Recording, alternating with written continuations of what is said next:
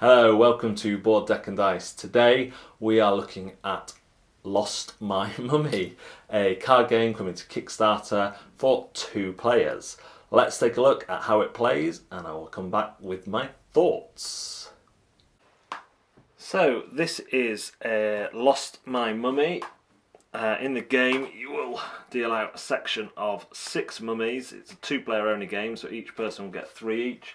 These are all the 50 ones.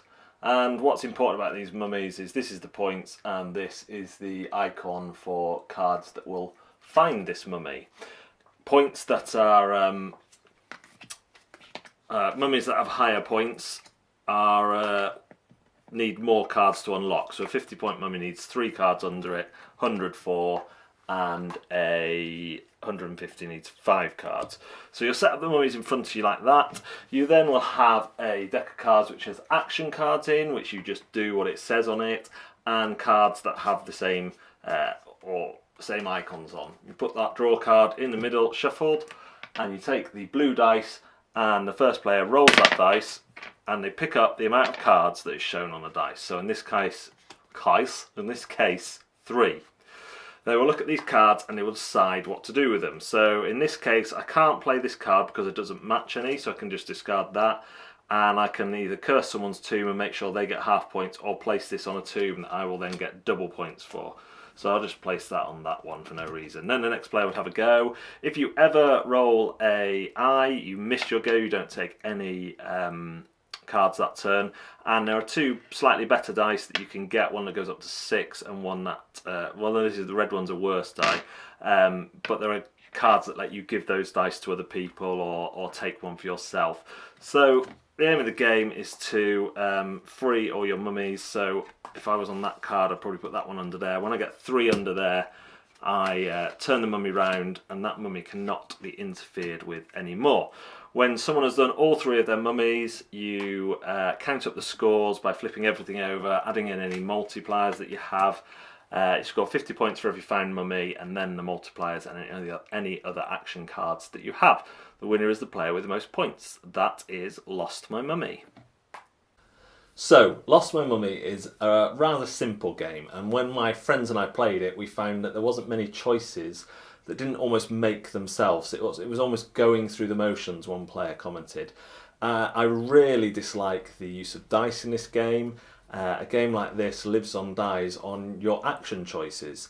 And like I say, they're already a little bit automatic. And then to have the dice thrown in where you're rolling a dice to see how many cards you draw, that's just a bad idea. And the fact that you could even miss your goes through that is very kind of Uno-esque older game design that I would not like to see or use, especially as you're doing it yourself. It's not the other player doing it.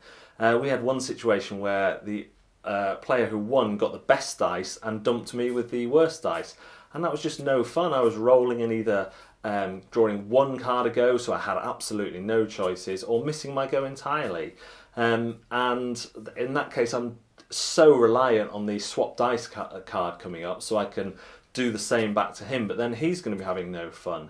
I actually did wonder if this would be better, this kind of style of game, with more players, because there's more options there. But as it is, it's just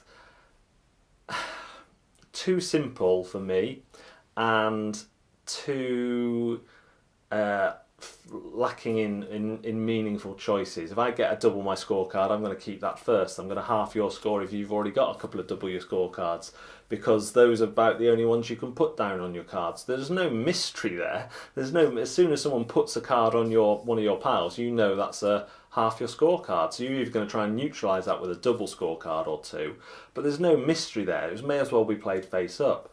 So this one's a bit of a miss for me. Haven't played it with my son because there's just too much reading, so I'd have to explain all the cards to him, so it seems a bit pointless. So maybe I'm missing something. Maybe for families with kids who can read, we'll have a lot of fun with this one. But again, it's only 2-player. So this one is a miss for me, I'm afraid. Too much luck that punishes you to be enjoyable, and too few decisions for me. Thanks very much for watching Board Deck and Dice. I will see you next time.